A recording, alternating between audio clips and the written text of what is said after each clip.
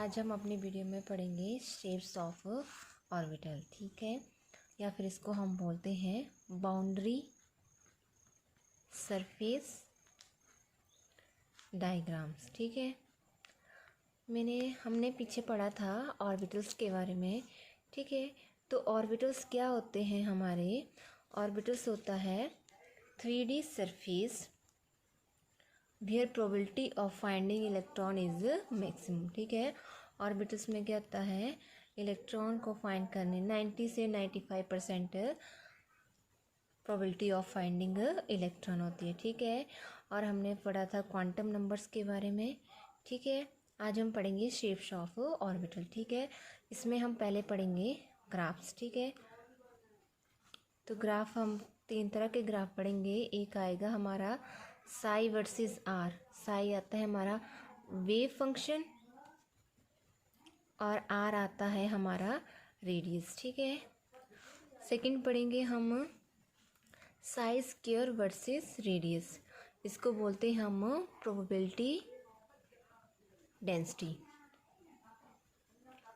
और थर्ड आएगा हमारा 4 pi r square psi square versus radius. ठीक है, और इसको बोलते हैं हम रेडियल प्रोबेबिलिटी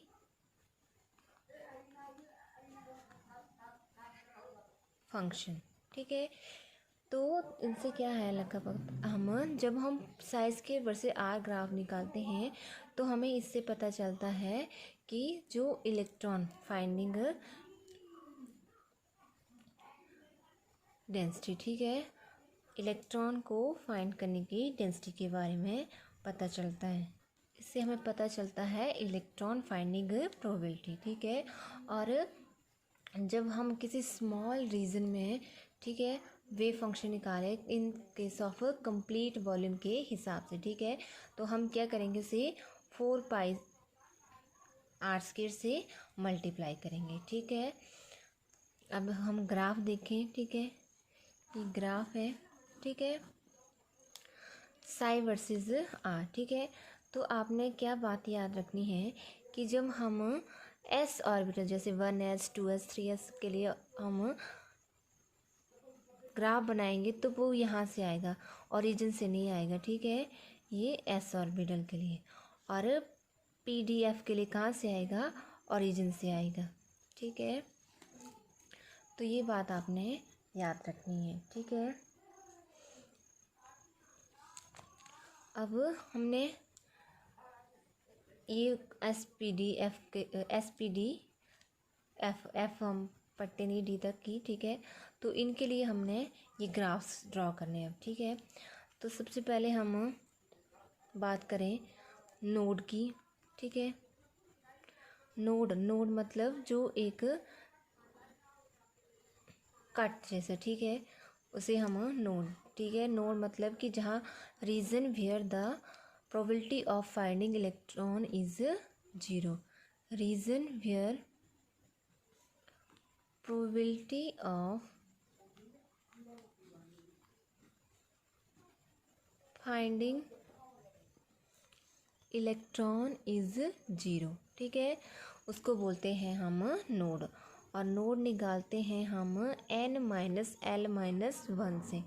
ठीक है, अब हमने पढ़ा था कि l की वैल्यू 0 1 2 3, s के लिए 0, p के लिए 1, d के लिए 2 और f के लिए 3 होती है। ठीक है, अब हम बात करें 1s की। ठीक है, तो साई वर्सेस आर ग्राफ देखें हम, तो 1s के लिए हम नोड निकालें। ठीक है, तो n आता है हमारे पास 1 और l आता है 0, तो नोड आ जाएंगे हमारे पास 1 - 0 - 1, कितने नोड आ गए, 0। ठीक है, अब अगर हम इसके लिए ग्राफ ड्रॉ करें तो s ऑर्बिटल्स के लिए कहाँ से आता है, यहाँ से। ठीक है, वेव फंक्शन से। अब इसमें एक भी नोड नहीं है तो ये ऐसे, ठीक है, टेंस टू इन्फिनिटी जाएगा। ठीक है, उसी तरह अगर हम 2s की बात करें, ठीक है, तो नंबर ऑफ नोड्स n आ गए, इसके लिए हमारे पास 2, l आ गया 0, तो नोड्स आ जाएंगे हमारे पास 2 - 0 - 1, 1 नोड आ गया। ठीक है, नोड मतलब ऐसा रीजन जहाँ probability of finding electron is 0। ठीक है, तो ये ठीक है, तो ये आ गया। ठीक है, अब यहाँ से हमारा ये आ गया हमारा नोड, ये ठीक है, ये आ गया हमारा 2s के लिए। उसी तरह हम अगर हम 3p के लिए ले, ठीक है, तो n की वैल्यू आ गई 3 और l की वैल्यू 1, तो नोड्स आ जाएंगे हमारे 3 -1 -1 कितना 1। ठीक है, तो 3p के लिए भी वैसे, बट एक बात आपने याद रखनी है कि जो p d और f के लिए हम ग्राफ ड्रा करेंगे वो कहाँ से करते हैं, हम ओरिजिन से करते हैं। ठीक है, ऐसे आएगा। ठीक है, तो ये आएगा इसके लिए ग्राफ। ठीक है, ये आएगा। ठीक है, ये हमारा नोड आ गया और ये ऐसे। ठीक है, ये आ गया हमारा 3p के लिए। ठीक है, अब इसके लिए अगर हम साई स्क्वायर r ग्राफ देखें, साई स्क्वायर r 1s के लिए। ठीक है, तो 1s के लिए हमारा नोड कितना है, 0 है, तो ये आ जाएगा 1s के लिए। ठीक है, तो ये आ जाएगा हमारे पास साई स्क्वायर r हम ले रहे हैं 3s के लिए, 1s के लिए वैसे आ जाएगा। ठीक है, अब 3s के लिए करते हैं, तो n की वैल्यू आ गई 3 और l की वैल्यू 0, तो नोड्स आ जाएंगे इसमें 3 -0 -1 कितने आ गए 2। अब कितने नोड्स आ गए, 2 नोड्स आ गए, 1 2। ठीक है, अब ये आ गया हमारा ये second node, first node, second node, और यहाँ से जाएगा और इन्फिनिटी। ठीक है, एक मिनट। ठीक है, तो इस तरह से करना है आपने। अब साई, ये हमारा साई वर्सेस आर। ठीक है, अब क्या है, इसमें जो ग्राफ जब नोड आ रहा है तो वो नीचे जाता है। ठीक है, और साई स्क्वायर आर में नीचे नहीं जाता है। ठीक है, तो इन दोनों के बीच में डिफरेंस क्या आ गया कि ये जो है वो नीचे नेगेटिव रीजन में नहीं जाता और इसमें ये नीचे नेगेटिव रीजन में जाता है। ठीक है, उसी तरह अगर हम 3p के लिए लें, ठीक है,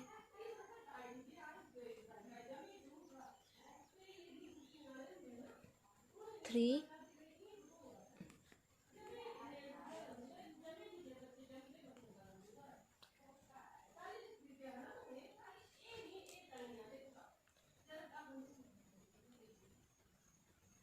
इज इक्वल टू 3 -1 -1 कितना आ गया 1, तो कितना नोड आ गया इसका 1। ठीक है, तो p के लिए कहाँ से आता है, ओरिजिन से। ठीक है, तो 1 और ये। ठीक है, तो ये आ गया हमारा 3p के लिए। ठीक है, अब हम साई स्क्वायर r लें। ठीक है, 4 पाई r square psi square versus r। ठीक है, इसके लिए आपने एक बात याद रखनी है कि इसके लिए क्या गए, सभी ओरिजिन से आएंगे, s p d f सभी कहाँ से आएंगे, ओरिजिन से आएंगे। ठीक है, तो अगर हम ले 4s, तो n की वैल्यू आ गई 4, l की 0, तो नोड आ गए हमारे पास 4 -0 -1 कितने नोड आ गए, 3 नोड्स आ गए। ठीक है, 1 2 3, तो ये आ गया।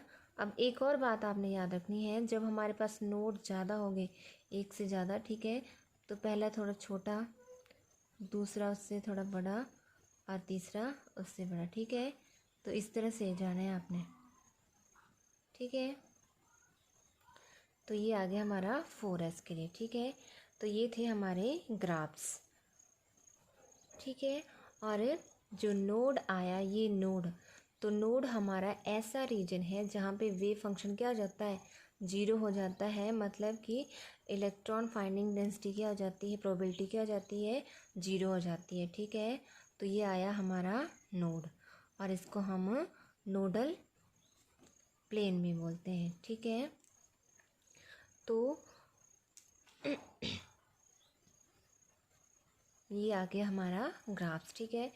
या ये हमें क्या बता रहा है, जो हमारा साइज स्क्वायर है, ठीक है, ये हमारा वेव फंक्शन है, ठीक है, ये हमारा वेव फंक्शन है, ठीक है। और अगर वेव है तो इसका फिर ये वेव की तरह है तो ये इसका एम्पलीट्यूड आ गया, ठीक है। इफ़ अगर किसी पॉइंट पे एम्पलीट्यूड जीरो हो जाए, ठीक है, तो मतलब कि अगर एम्पलीट्यूड जीरो हो गया मतलब कि वहाँ पे क्या है, वेव फंक्शन नहीं है, नो वेव, तो मतलब कि वहाँ पे इलेक्ट्रॉन्स नहीं है, ठीक है। और इस ये हो गया हमारा नोड। नोड क्या हो गया हमारा, ऐसा रीजन जहाँ पे वेव फंक्शन क्या हो जाता है, जीरो हो जाता है। वेव फंक्शन जीरो मतलब कि वहाँ पे कोई इलेक्ट्रॉन नहीं है, ठीक है। तो ये हो गया। अब हम आगे पढ़ेंगे शेप्स ऑफ एस ऑर्बिटल, ठीक है। अब हम एस ऑर्बिटल की शेप्स के बारे में पढ़ेंगे, ठीक है। तो पहले देखें हम, जैसे मान लो ये है हमारे पास साई वर्सेस आर ग्राफ है, ठीक है। अब हमने पढ़ा था इसके लिए नोड निकाले थे हमने n-l-1, ठीक है। तो n की वैल्यू 1 0 1, कितने आ गए, 0 आ गए, ठीक है। ये आ गया हमारा ग्राफ, ठीक है। अब इसमें क्या है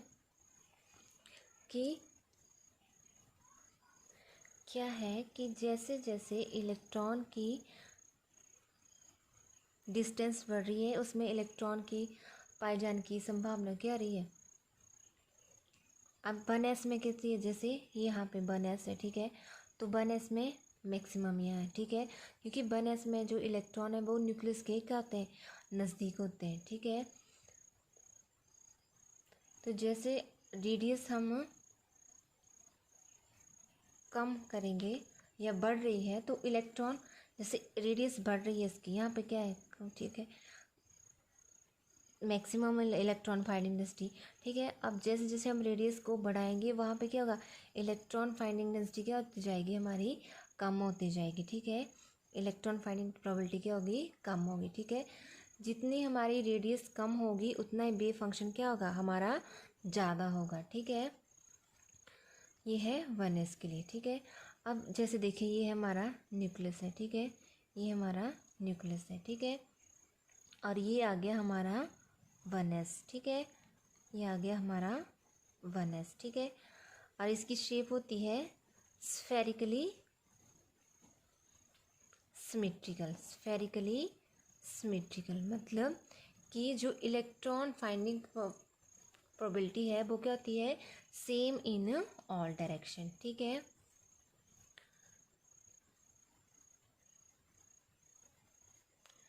मतलब कि जितनी हमारी रेडियस कम होगी वेव फंक्शन उतना ही ज़्यादा होगा। और क्या बोल सकते हैं हम कि 1s के जो है उसमें क्या होगा, इलेक्ट्रॉन क्या होते हैं न्यूक्लियस के ज़्यादा पास होते हैं, ठीक है। अब ये तो आ गया हमारा 1s के लिए, ठीक है, ये है 1s के लिए, ठीक है। अब बात करें हम 2s के लिए, ठीक है। 2s के लिए नोड्स क्या आ गए हमारे, 2 -0 -1 इज़ 1 नोड, ठीक है। अब साई वर्सेस आर, तो ये आया इसके लिए हमारा ग्राफ, ठीक है। और अगर हम साई स्क्वायर आर लें तो ये, ठीक है, ठीक है। अब इसमें क्या है, जो हमारा 1s है, ठीक है, ये है हमारा न्यूक्लियस, ठीक है, ये है हमारा 1s, ठीक है। अब क्या है, इसके बाहर एक ऐसा सरफेस है, ठीक है, जहाँ पे क्या है, जो इलेक्ट्रॉन है वो क्या है, जीरो है, ठीक है। और इसको हम बोलते हैं नोड, ठीक है। अब क्या हो गया, जैसे ये है हमारा साइन, अब यहाँ पे क्या हो गया, इलेक्ट्रॉन क्या आ गए हमारे, जीरो आ गए, ठीक है, 2s के लिए, ठीक है। अब इसके बाद जो यहाँ से क्या हुआ, यहाँ जीरो आ गया, फिर इलेक्ट्रॉन क्या हुआ वहाँ ऊपर मैक्सिमम, ठीक है, जहाँ पे इलेक्ट्रॉन फाइंडिंग डेंसिटी क्या हो जाएगी, मैक्सिमम, ठीक है। तो 1s के बाद क्या हमारा नोड है, उसके बाद आता है हमारा 2s, ठीक है, ये आ गया हमारा 2s। 1s के बाद आएगा एक स्फेरिकल सॉरी ऐसे सरफेस है जहाँ पे इलेक्ट्रॉन क्या हो जाएंगे 0 और उसके बाद आता है हमारा 2s। ठीक है, तो ये है हमारे s ऑर्बिटल जिसकी शेप होती है स्फेरिकली सिमेट्रिकल। ठीक है, अब हम बात करें p ऑर्बिटल्स की। ठीक है, तो p ऑर्बिटल्स, तो पहले मैं आपको बताया था l की वैल्यू, l होता है 0 1 2 3, 0 s के लिए, p के लिए 1, d के लिए 2 और f के लिए 3। ठीक है, और l is equal to 1। l क्या बताता है हमें? सब शेल के बारे में। ठीक है, किसके बारे में बताता है? सब शेल।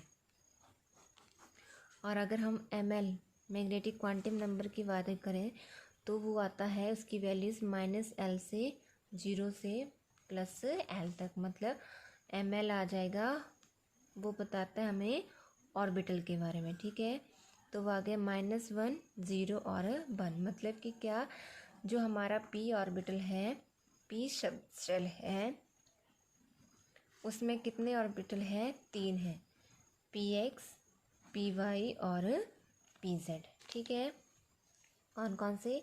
px py और pz। ठीक है, ये ले लिए हमने। ठीक है, अब जो ये एक्सिस है हम कोई भी ले सकते हैं, x y z। ठीक है, मतलब हम कहीं भी ले सकते हैं, x यहाँ भी ले सकते हैं, यहाँ भी ले सकते हैं। ठीक है, ये कि फिक्स्ड नहीं है कि हमने इधर एक ही जगह पे लेना है। ठीक है, किसी को भी हम x एक्सिस मान सकते हैं, किसी को भी y एक्सिस मान सकते हैं। ठीक है, अब अगर हम इनकी शेप्स की बात करें, ठीक है, ये आ गया हमारा px। ठीक है, ये x, ये y और ये z एक्सिस। ठीक है, अब px की बात करें तो ये आ गया हमारा। ठीक है, ये आ गई px, py x y z। ठीक है, ये आ गई हमारी py। और अगर हम pz की बात करें,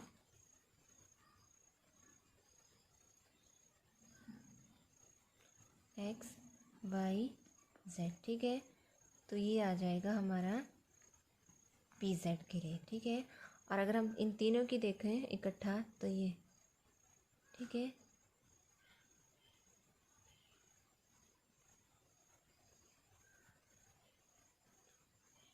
ये आपने देख लिया, ओवरलैप नहीं करनी चाहिए एक दूसरे को। ठीक है, अब ये क्या आ गया हमारा? नोड। ठीक है, ऐसा। अब ये है हमारे px py और pz, तो इनका क्या होगा? जो इनकी एनर्जी होगी वो क्या होगी? सेम होगी, but differ in their orientations. ठीक है, इन तीनों की एनर्जी क्या होगी? सेम होगी। ठीक है, बट वो क्या होगी? इन उनकी ओरिएंटेशन में डिफर होंगे, जैसे आप देख रहे हैं। ठीक है, ये एक्सिस पे आ रही है वाई पे और ये जेड पे। ठीक है, अब ये है, ठीक है, ये है हमारा, इसको बोलते हैं हम अपर लो और इसको बोलते हैं हम लोअर लो बोलते हैं। ठीक है, अब अगर हम इसमें से प्लेन पास करें, ठीक है, ये है, ठीक है, ये इसमें से हमने प्लेन, ठीक है, ये है प्लेन। ठीक है, अब प्लेन में ये क्या हुआ? ये है। ठीक है, अब ये दो में टूट गया। ठीक है, जैसे बैलून लेते हैं हम, अगर हम उसको बीच में से करें, ठीक है, तो दो साइड्स बन जाती है इक्वल्स। ठीक है, और बीच में एस बन जाता है, उसको हम बोलते हैं नोड, मतलब कि जहाँ पे क्या हो गए? इलेक्ट्रॉन क्या हो गए? 0 हो जाएंगे। ठीक है, और ऐसा प्लेन जो इसे, ठीक है, दो भाग में काटे, ठीक है, उसको बोलते हैं हम नोडल प्लेन। ठीक है, नोडल प्लेन। तो नोडल प्लेन क्या आ गया हमारे पास? ठीक है, तो ये हम इन ऑर्बिटल्स के प्लेन, नोडल प्लेन्स के, ठीक है, 2D डायग्राम है ये। ठीक है, ठीक है, ये ठीक है। अब हम नोडल प्लेन की बात करें। Nodal plane, the two lobes, जो हमारी टू लोब्स हैं of p orbitals are separated by a plane having 0 electron density. ठीक है, तो हमारा नोडल प्लेन क्या आ गया, ऐसा प्लेन, ठीक है, जो क्या करे, हमारे p ऑर्बिटल को सेपरेट करे। ठीक है, ठीक है, और कहाँ से सेपरेट करे, जहाँ जिसके पास उनकी जो इलेक्ट्रॉन की डेंसिटी जहाँ पे क्या हो जाए 0, उसको बोलते हैं हम नोडल प्लेन। ठीक है, तो नोड्स आ गया हमारा as the region where electron density is 0 या इलेक्ट्रॉन फाइंडिंग प्रोबेबिलिटी इज 0, उसको बोलते हैं हम नोड। ठीक है, और प्लेन, तो वो फिर ऐसा जो प्लेन जहाँ क्या हो जाएगा इलेक्ट्रॉन डेंसिटी 0 होगी, उसको बोलेंगे हम नोडल प्लेन। ठीक है, अब हम पढ़ते हैं शेप्स ऑफ डी ऑर्बिटल्स। ठीक है, तो डी एल की वैल्यू आ गई हमारे पास 0 1 2 3। ठीक है, आपको पहले बताया एस पी डी एफ होते हैं ये। एल की वैल्यू 2 आती है इसके लिए, और एम एल की -2 -1 0 1 2 आ गई। तो यहाँ पे कितने ऑर्बिटल्स आ गए हमारे पास, 5 ऑर्बिटल्स आ गए। ठीक है, तो वो आ जाएगी हमारे पास d x y, d y z, d z x, d x square minus Y square और डी जेड स्क्र। ये जो हमारे तीन हैं d x y, d y z और डी जेड एक्स, ये क्या आएंगे, इन बिटवीन द एक्सिस आएंगे, इन बिटवीन द एक्सिस, और ये आएंगे हमारा अलोंग द एक्सिस। ठीक है, ठीक है, अब हम बात करें डी एक्स वाई की। ठीक है, यहाँ होंगी तो तीनों एक्सिस, बट सिंप्लिसिटी के लिए मैं सिर्फ 2 ही ले रही हूँ, एक ले ली हमने वाई और एक्स। ठीक है, डी एक्स वाई की बात करें तो ये 2 ले ली। अब क्या होगा, जो एक्सिस आएंगी वो इन बिटवीन एक्स और वाई आएंगी। ठीक है, ये आ गया हमारा डी एक्स वाई। अब डी वाई जेड, तो ये जेड एक्सिस आ गई और ये वाई। तो अब जो हमारी लोब्स आएंगी वो कहाँ आएंगी, in between the Y and Z axis, तो आ गई डी वाई जेड। अब बात करें हम जेड एक्स की, तो एक आ जाएगी एक्स एक्सिस और एक जेड। ठीक है, तो हमारी लोब्स आएंगी in between the X and Z axis. ठीक है, अब D x square Y square, तो अब यहाँ पे क्या होगा, जो हमारी लोब्स आएंगी वो क्या आएंगी, अलोंग द एक्सिस। ठीक है, ऐसे आएंगी।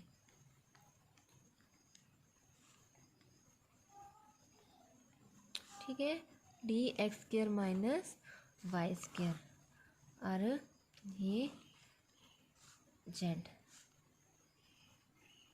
ठीक है, डी जेड स्क्र। ठीक है, और ये बीच में इलेक्ट्रॉन डेंसिटी क्या आ गई हमारी 0। ठीक है, इसको बोलते हैं हम डी जेड स्क्र। ठीक है, तो ये हमारे पास शेप्स थी डी ऑर्बिटल्स की। ठीक है, अब हम आगे हमने भी पढ़ा नोड। ठीक है, नोड क्या होता है, ऐसा रीजन जहाँ पे क्या होगा, इलेक्ट्रॉन फाइंडिंग प्रोबेबिलिटी क्या होती है, 0 होती है, इलेक्ट्रॉन डेंसिटी 0 होती है। अब ये 2 तरह के होते हैं, एक होता है रेडियल नोड और एक होता है एंगुलर नोड। ठीक होता है एरियल नोड और एक होता है एंगुलर नोड। ठीक है, जो हमारा रेडियल नोड होता है वो होता है इसको हम स्फेरिकल नोड भी बोलते हैं। ठीक है, स्फेरिकल नोड भी बोलते हैं। ठीक है, तो a spherical surface within N orbital in which the probability of finding electron is 0 is called spherical node। ठीक है, इस क्या होता है, ये स्फेरिकल सरफेस होता है। ठीक है, जहाँ पे क्या होगा, इलेक्ट्रॉन फाइंडिंग प्रोबेबिलिटी क्या होगी जीरो होगी, ठीक है। जैसे हम ये हमारा न्यूक्लियस है, ठीक है। अब न्यूक्लियस के अराउंड आ गया हमारा 1s, ठीक है। ये आ गया हमारा न्यूक्लियस। अब ये आ गया हमारा 1s, ठीक है। अब इसके लिए नोड देखें हम, तो नोड आ रहे हैं हमारे पास 1 -0 -1, जीरो नोड, ठीक है। तो इसके बाहर एक ऐसा सरफेस है जहाँ पे इलेक्ट्रॉन डेंसिटी क्या आ रही है हमारी 0, ठीक है। और इसको हम बोलते हैं नोड, ठीक है। और इस 1s के बाद आ रहा है हमारा नोड, और उसके बाद आ रहा है हमारा 2s, ठीक है। तो ये है रेडियल नोड, ठीक है। और इसको हम निकालते हैं, रेडियल नोड को हम, फॉर्मूला आता है हमारे पास n - l - 1, ठीक है। अब उसके बाद आता है हमारा एंगुलर नोड। तो एंगुलर नोड आता है हमारा a plane passing through the nucleus on which the probability of finding electron is 0, ठीक है। तो एंगुलर नोड क्या होता है, जहाँ पे हमारी इलेक्ट्रॉन फाइंडिंग प्रोबेबिलिटी क्या होती है, 0 होती है, जिसे हम नोडल प्लेन भी बोलते हैं, ठीक है। क्या बोलते हैं, नोडल प्लेन भी बोलते हैं, या फिर इसको हम एंगुलर नोड भी बोलते हैं, ठीक है। और हम एंगुलर नोड निकालते हैं, हम एंगुलर नोड आता है हमारा एल के बराबर। Angular node is equal to L, और अगर हमने टोटल नोड्स निकालने हो तो वो आ जाएगा हमारा n-1, ठीक है। जैसे अगर हम एंगुलर नोड की बात करें, ठीक है, नोडल प्लेन या नोड्स, ठीक है। तो जैसे हमने ये px के लिए, py और pz के लिए किया था, तो ये प्लेन, ठीक है।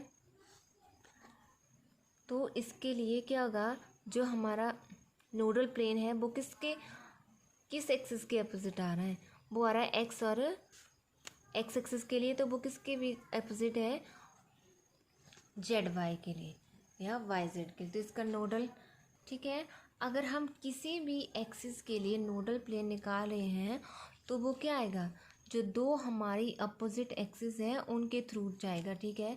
तो हमारे के लिए पी एक्स के लिए नोडल प्लेन कौन सा आ जाएगा, वाई जेड, और पी वाई के लिए कौन सा आ जाएगा, एक्स जेड या जेड एक्स बोल सकते हैं हम, और पी जेड के लिए आ जाएगा हमारा एक्स वाई, ठीक है। तो इस तरह से आपने करना है, ठीक है।